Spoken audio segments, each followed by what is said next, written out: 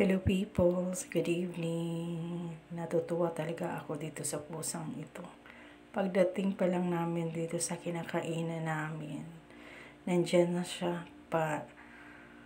pahiga-higa, tingin-tingin sa amin.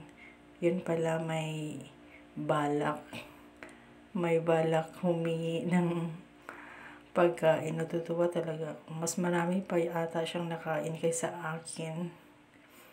Mahaba tong video na ito, kaya lang pinutol ko lang dahil natutuwa na talaga ako sa kanya. Parang bata na paulit-ulit humihingi sa'yo. Yung namin, sa akin lang siya lumalapit. Feeling niya, ina niya ako.